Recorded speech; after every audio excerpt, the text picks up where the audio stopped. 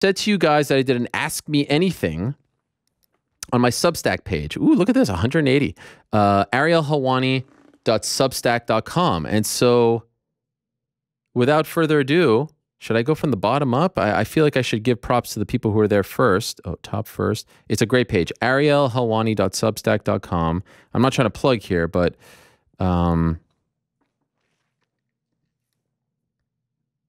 let's go. I didn't read any of these. I skimmed here and there. I wanted to see if people were actually engaging. So let's go.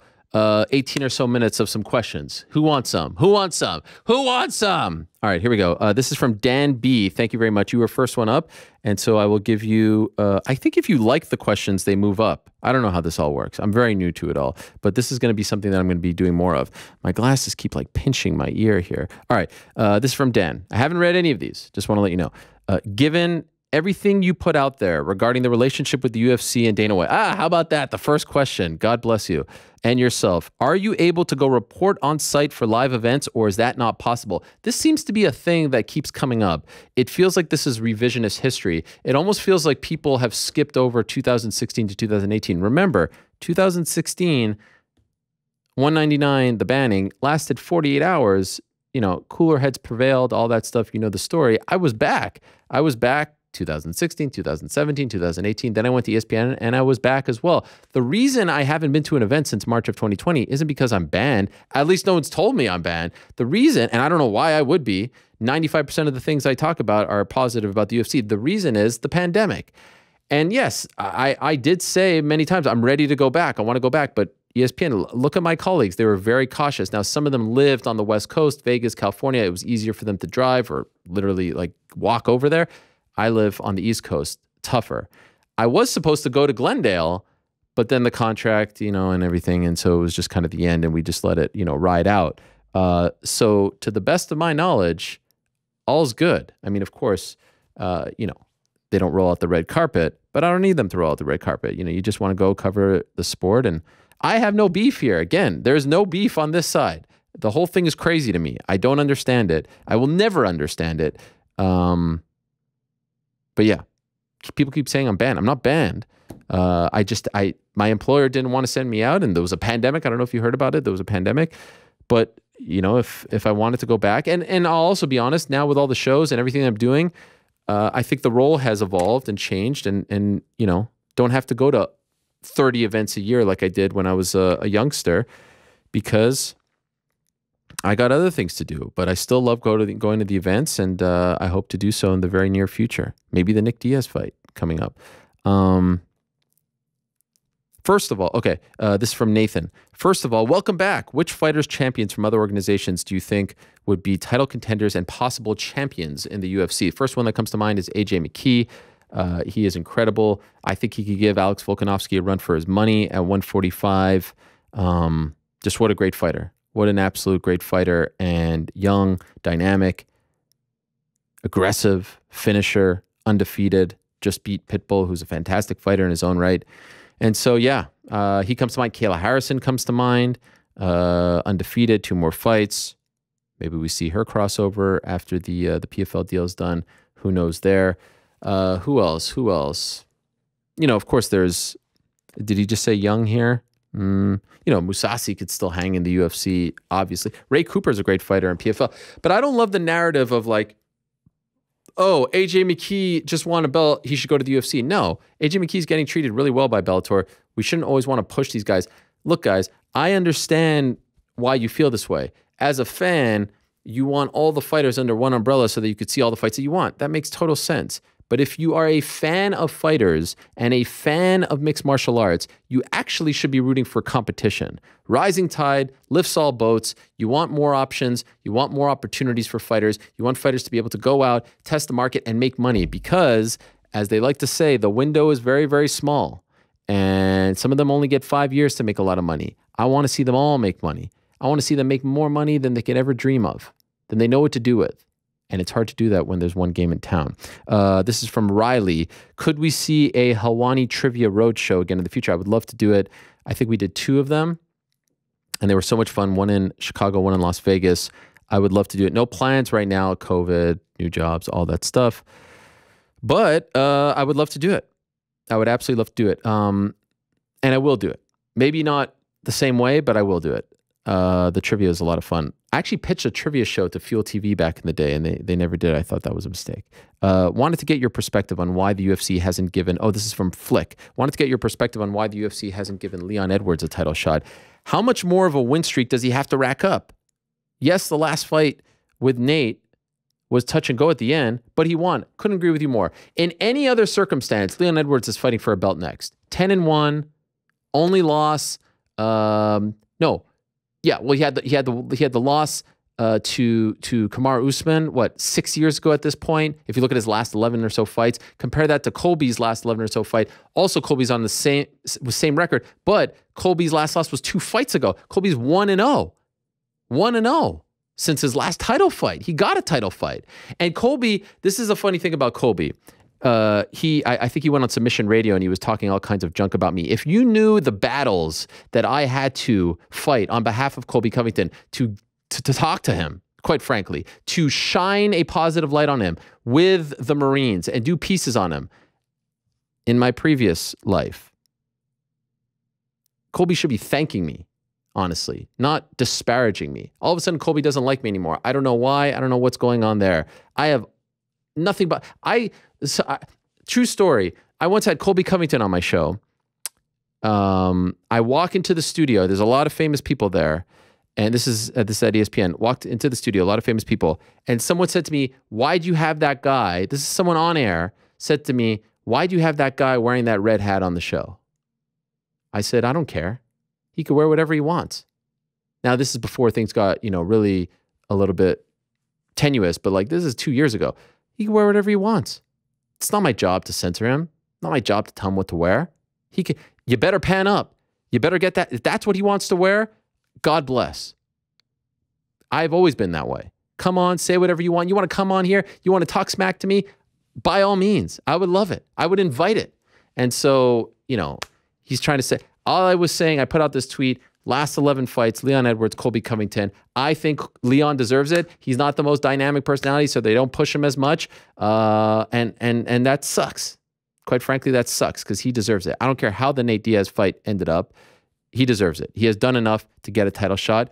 And don't get me started on the Gilbert Burns thing. Gilbert Burns, a year ago, Ali is telling ESPN that they are banned from talking to anyone because I had the audacity to suggest that Leon Edwards should fight Gilbert Burns in a #1 contender fight. Now we have Gilbert Burns trying to pressure publicly Leon Edwards to fight him. Why?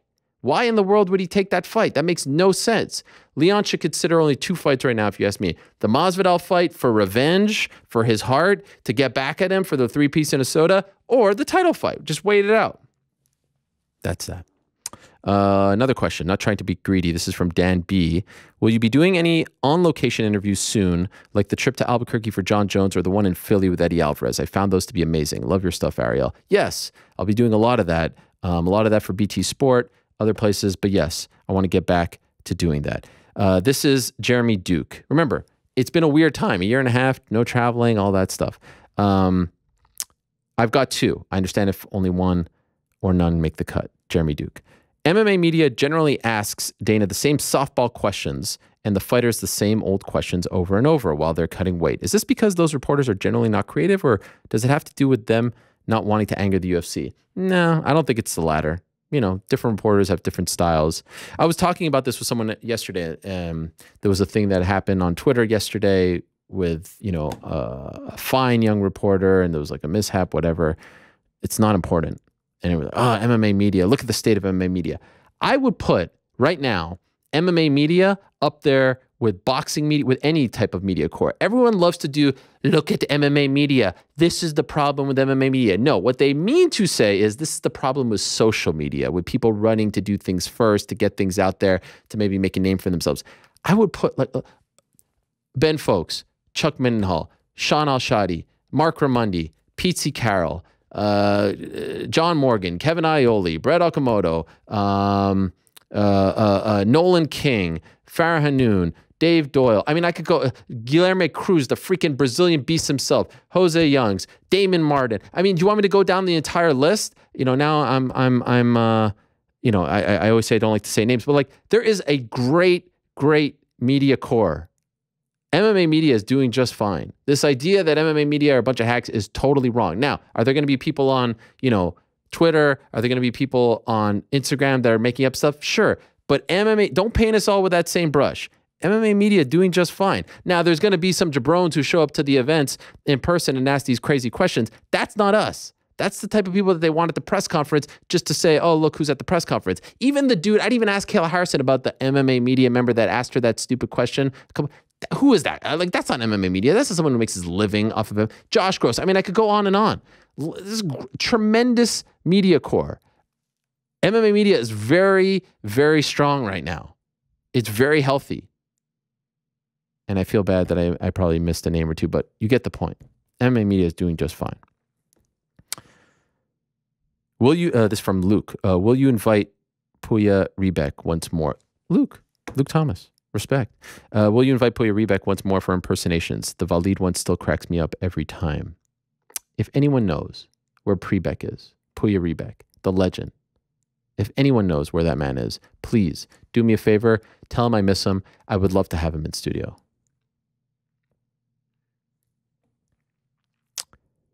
Do you think, oh, this is a good one, Sean, do you think Figgy deserves the trilogy fight with Moreno straight away?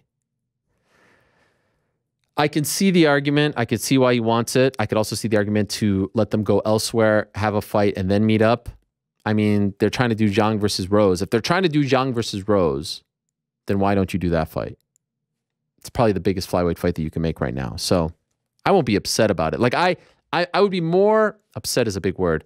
I think Carla Esparza is being wrong by not getting that title fight. Carla Esparza should be fighting Rose Namajunas next for the belt. And that has nothing to do with Zhang, but she wasn't a long-time champion. She got knocked out pretty quickly. Win one fight, get back in there. Not a gazillion fights, but one fight. Carla Esparza, there's a story to be told there. She beat Rose Namajunas in the first ever strawweight title fight, and now she's on this amazing roll with some big wins. Make the rematch. It's a big fight for Rose, and it's a big fight for Carla. I don't know why they're going back to that well. Is it a business thing with China and all? I don't know, but that one makes no sense to me. What do you know is being targeted for the December pay-per-view? This is from Musana. Great questions. Too early right now. My guess is maybe Poirier, but we just got to November, so it's a little too early. But if you look at the roster of who might be available, Poirier, Oliveira could be a fight. Riley, what is your take on the Conor versus DC beef? As you can see, I'm just going to the first ones that I see. It bums me out. I love DC. That's my guy. That's my brother. I don't want to see them beefing. I don't want to see Conor and Michael Bisping beefing. I saw that on Twitter. These are legends. No one wants to see that. So I don't want to see it. And it bumps me out. Patty the Batty, UFC champion by end of 2023, Corey B. So end of 2023 would be in a year. Yeah, sure, I could see that. I mean, I'm really curious to see how he does. There hasn't been a great run right now. There's been a couple of examples, Jack Shore and whatnot, but there hasn't been a tremendous run right now of Cage Warrior guys going over to the UFC and having success. Let's see if he can be different. By the way, Jorge Masvidal, still coming up. Who is most likely to regain their title first? Zhang, Figgy, Max, Robert, or Stipe? This is from Eliezer Katz. Great name, by the way. Zhang, Figgy, Max, Robert, Stipe, Max Holloway.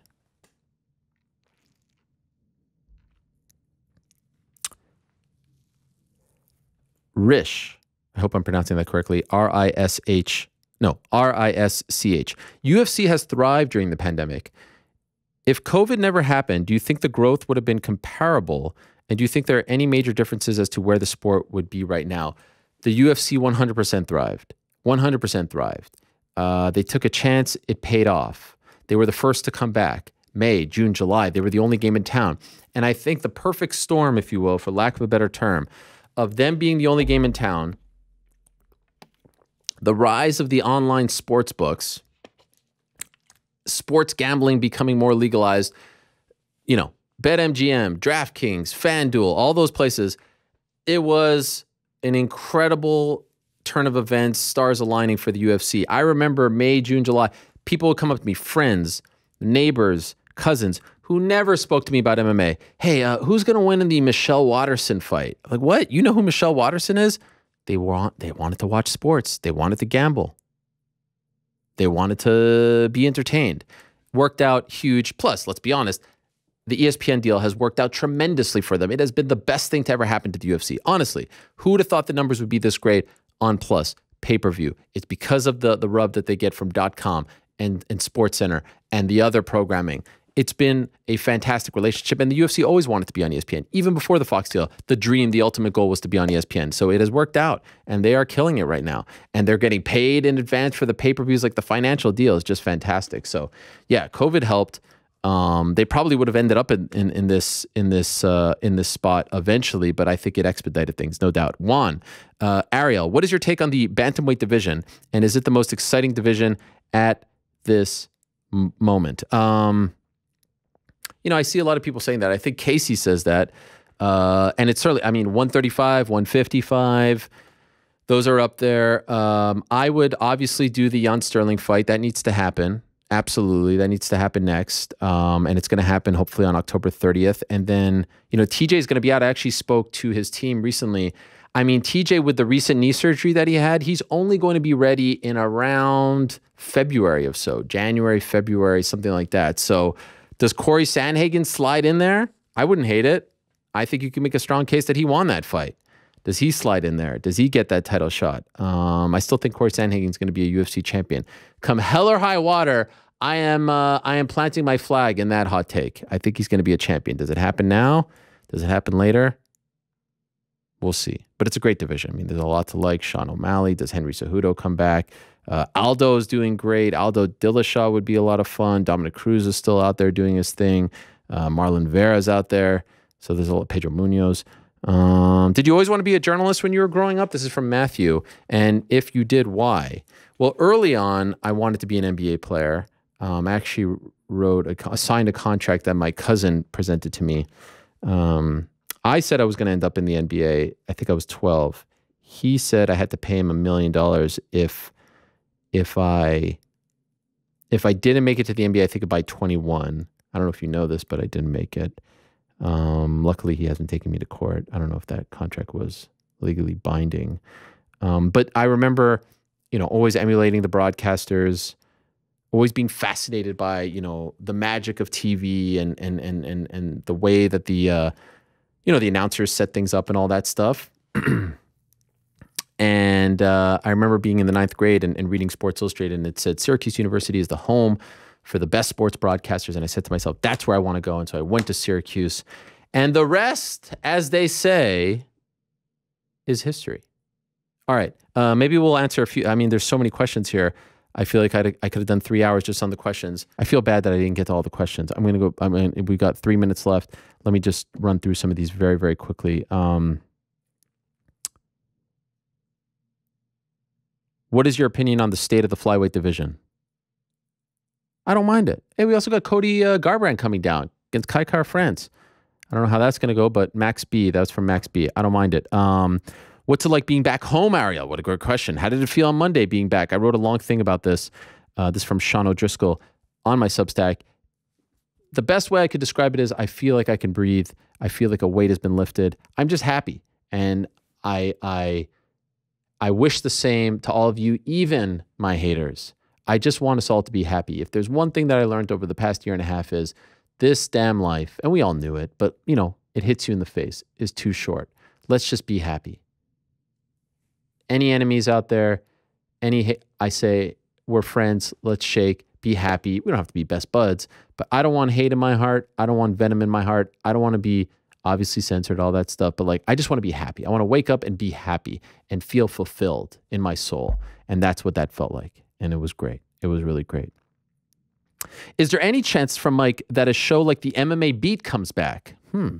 That's a great question. I would say stay tuned.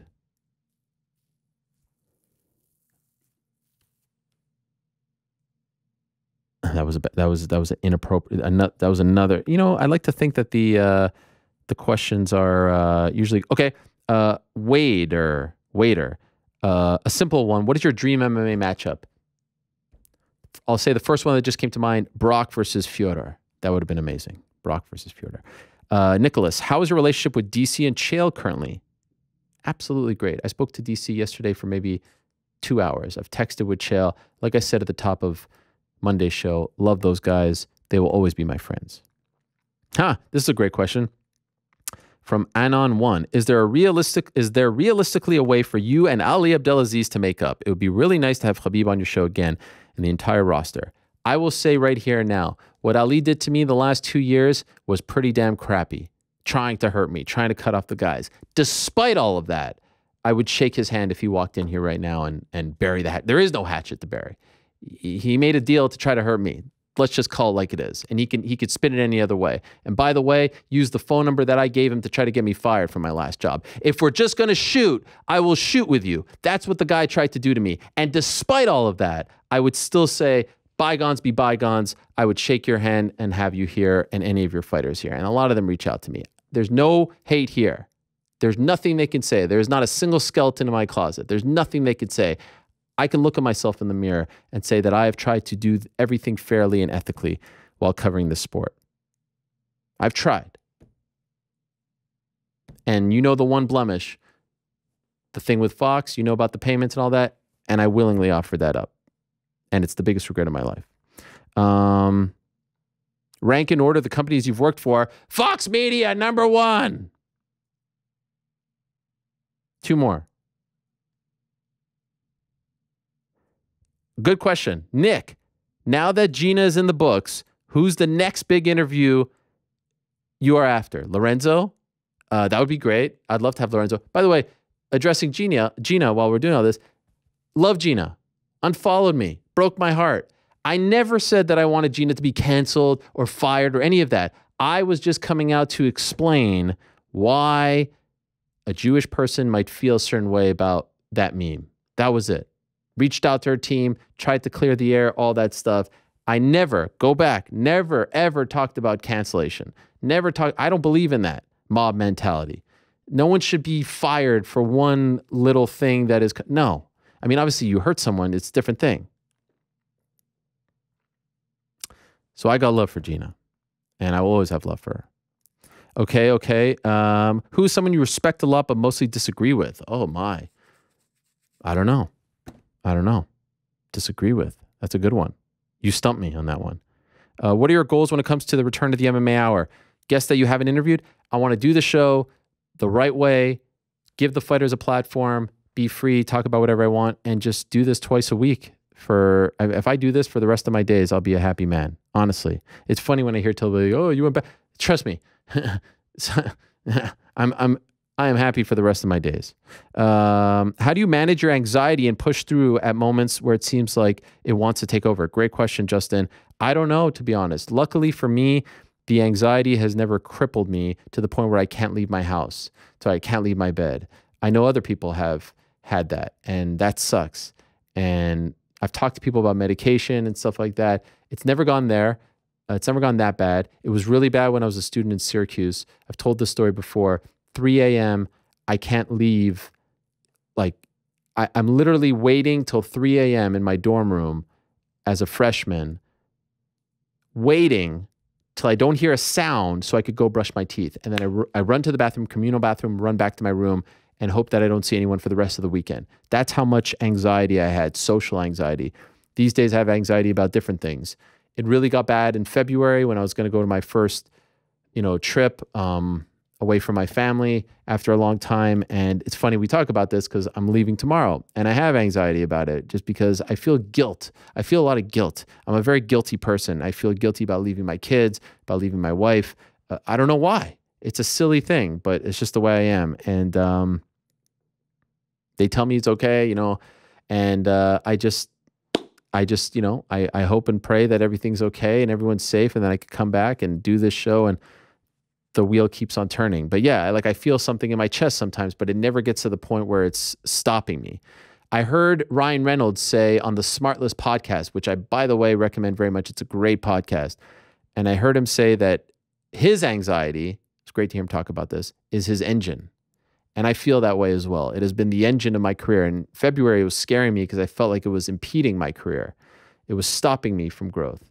And now it feels like an engine again. And I'm very grateful for that. And the main reason for that is because I talked to someone about it. So I would urge anyone to talk to someone about it. Okay. Does Cyril beat Francis? He can. He 100% can. He's that damn good.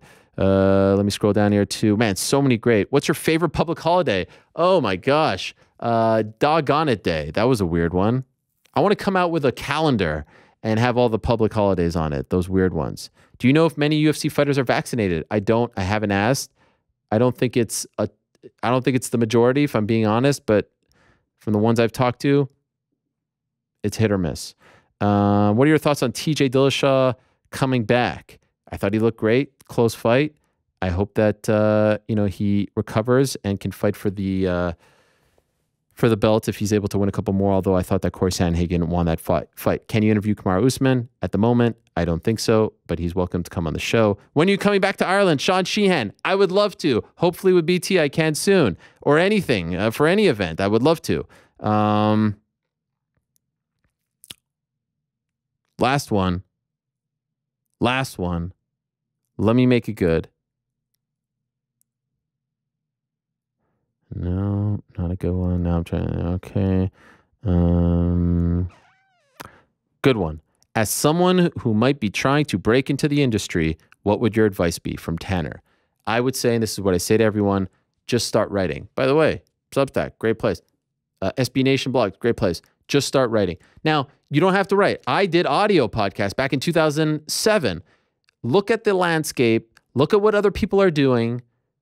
Take from other people. Be different. Be unique. Develop your own voice. Don't just do recaps of Bellator 265, because why would someone look at that when they could see it on major sites? Find your lane. A guy like Mike Bond, who I didn't mention before, great job. Found his lane. Stats, factoids, does a great job. That's his lane. So my lane was interviews. I really love doing interviews. I'm not saying I'm the only one. I'm not saying I'm the best. I really love doing interviews, and I felt like there was a void in that regard in MMA. So that was the lane that I tried to develop for myself and build and all that stuff. Find your lane, find your little niche. There's plenty out there. There's plenty of platforms to do your thing and to get your voice out there. Like I see a lot of people saying, like, I'd love if you hired me.